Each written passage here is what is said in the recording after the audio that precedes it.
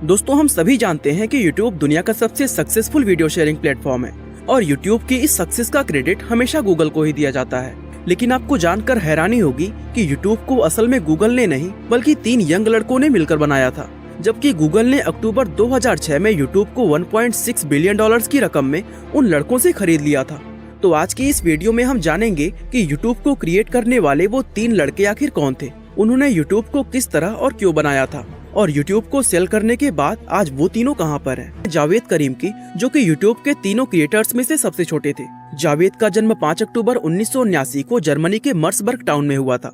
उनके पिता बांग्लादेशी और मां जर्मन मूल की थी और वे दोनों ही रिसर्चर्स के रूप में काम करते थे। जहां पिता नईमुल करीम 3M कंपनी में रिसर्चर थे, तो वही मां क्रिस्टीन यूनिवर्सिटी ऑफ मिनेसोटा में बायोकेमिस्ट्री की रिसर्चर थी।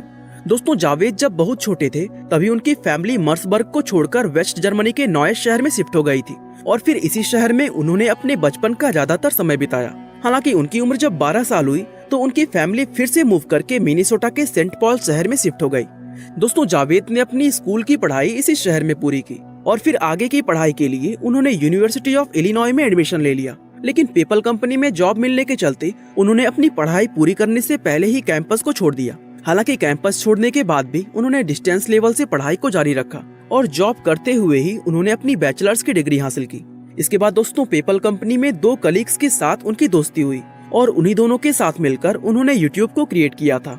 जावेद से जब YouTube को बनाने के पीछे का रीजन पूछा गया तो उन्होंने बताया कि वे इंटरनेट पर अपनी पसंद की वीडियोस नहीं देख पाते थे और उनकी इसी प्रॉब्लम ने उन्हें YouTube बनाने के लिए इंस्पायर किया था। इसके बाद दोस्तों, साल 2005 की शुरुआत में जावेद ने अपने दोस्तों के साथ मिलकर youtube.com डोमेन खरीदा और अगले कुछ ही महीनों में उन्होंने इस वेबसाइट को पूरी तरह तैयार कर दिया। इसके बाद दोस्तों, वेबसाइट बन जाने के बाद 23 अप्रैल 2005 के दिन जावेद ने YouTube पर पहली वीडियो अपलोड की, जिसका टाइटल था मी एट द जू। आप में से काफी लोगों ने ये वीडियो देखी भी होगी और आपकी जानकारी के लिए बता दें कि उस वीडियो में जो लड़का नजर आ रहा है वो असल में जावेद करीम ही है। दोस्तों, जावेद ने YouTube के डेवलपमेंट में बहुत अहम रोल निभाया था, लेकिन फिर अचानक उन्होंने YouTube से क्विट कर दिया। दरअसल उस समय उनकी दिलचस्पी एंटरप्रेन्योरशिप से कहीं ज्यादा स्टडी में थी, क्योंकि वे पढ़ लिख कर एक प्रोफेसर बनना चाहते थे। और साल 2006 में जब गूगल ने YouTube को एक्वायर किया तो उन्होंने केवल अपनी पढ़ाई के लिए YouTube का एम्प्लॉय न बन के सिर्फ एक इनफॉर्मल एडवाइजर बन गए। हालांकि बाद में उन्होंने खुद भी ये एडमिट किया कि YouTube को छोड़ने का उनका फैसला गलत था, क्योंकि उनके इसी फैसले की वजह से कंपनी में उनकी हिस्सेदारी कम हो गई थी। असल में दोस्तों, गूगल ने जब YouTube को एक्वायर किया तो जावेद के हिस्से में गूगल के 1,37,443 शेयर्स आए, जिनकी उस समय वैल्यू $65 मिलियन के आसपास थी। अगर जावेद उन शेयर्स को होल्ड करते और YouTube से जुड़े रहते तो आज शायद वो बिलियनियर होते। लेकिन उन्होंने पढ़ाई के लिए एक अलग ही रास्ता चुना, जहां YouTube को छोड़ने के बाद पहले उन्होंने स्टैनफोर्ड यूनिवर्सिटी से कंप्यूटर साइंस में मास्टर किया और फिर 2 लोगों ने साथ मिलकर वाई वेंचर्स नाम की एक कंपनी शुरू की, जो नई स्टार्टअप्स को मेंटरशिप, गाइडेंस और कंसल्टिंग प्रोवाइड करती थी। और दोस्तों, आज भी वे उसी कंपनी को चला रहे हैं। खैर दोस्तों, ये तो हुई जावेद करीम की स्टोरी। अब बात करते हैं YouTube के दूसरे फाउंडर चेड हर्ली के बारे में।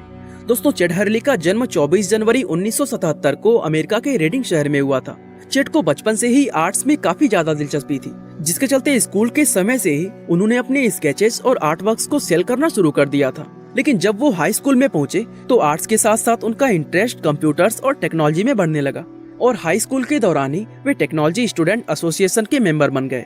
इसके अलावा उन्हें रनिंग में भी काफी दिलचस्पी थी और इस स्पोर्ट्स में उन्होंने 1992 और 94 के दौरान स्टेट टाइटल्स जीते थे। दोस्तों, स्कूल कंप्लीट करने के बाद चेड ने इंडियाना यूनिवर्सिटी ऑफ पेंसिल्वेनिया से फाइन आर्ट्स में BA किया और यूनिवर्सिटी की पढ़ाई पूरी होने के बाद जावेद करीम की तरह ही उन्हें भी पेपल में जॉब मिल गई, जहां वे पेपल के यूजर इंटरफेस व लोगो डिजाइनिंग का काम करते थे। और जैसा कि हमने आपको पहले ही बताया कि पेपल कंपनी में चेड की मुलाकात 2 लोगों से हुई थी और फिर इन तीनों ने ही मिलकर YouTube को डेवलप किया था। दोस्तों, YouTube को फाउंड करने के बाद चेड इस कंपनी के पहले CEO बनाए गए।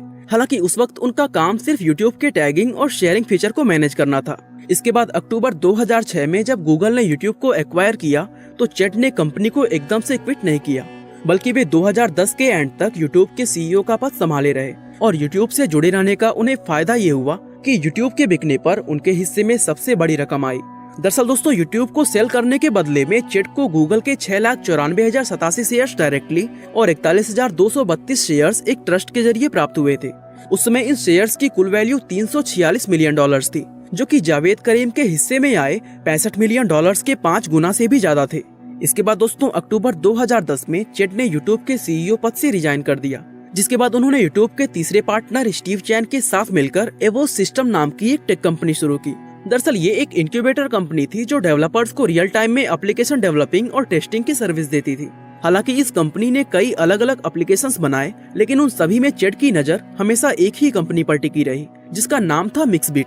लेकिन दोस्तों उनके काफी कोशिश करने के बाद भी मिक्सबिट यूट्यूब के जैसे सक्सेस हासिल नहीं कर पाई और 2018 में ब्लू जीन्स नाम की एक कंपनी ने मिक्सबिट को एक्वायर कर लिया।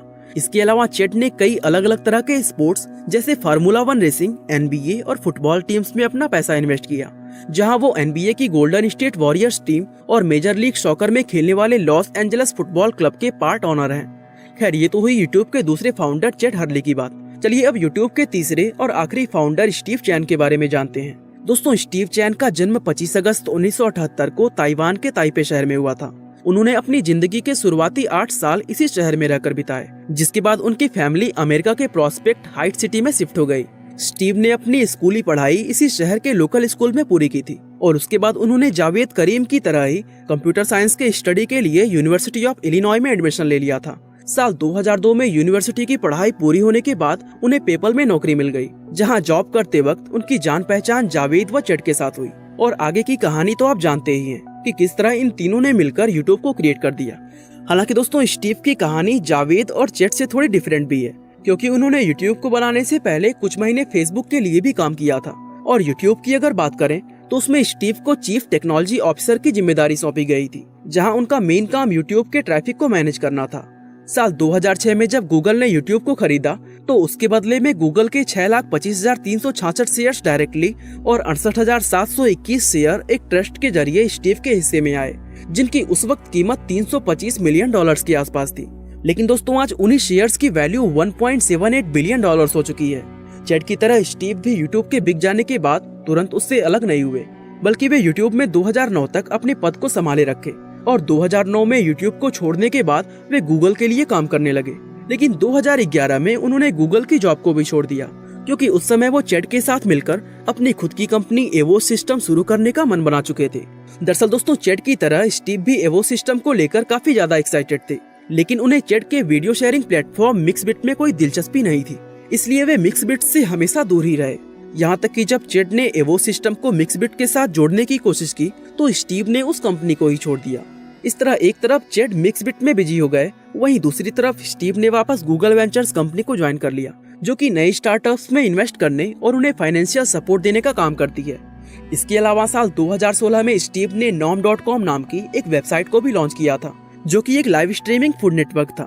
लेकिन स्टीव का ये नया वीडियो शेयरिंग नेटवर्क लोगों को कुछ खास पसंद नहीं आया, जिसके चलते लॉन्च होने के सिर्फ 1 साल बाद ही इसे बंद कर दिया गया। इसके बाद अगस्त 2019 में स्टीव अपनी पूरी फैमिली के साथ अमेरिका को छोड़कर वापस ताइवान शिफ्ट हो गए और तब से लेकर आज तक वे वहीं पर अपना जीवन बिता रहे हैं। तो दोस्तों ये थी कहानी उन तीनों लोगों की जिन्होंने दुनिया को यूट्यूब के रूप में एक नायाब तोहफा दिया।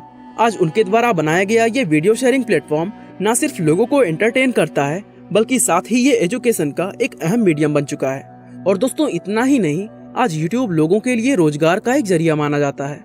उम्मीद करते हैं आपको इनकी लाइफ स्टोरी इंस्पायरिंग जरूर लगी होगी।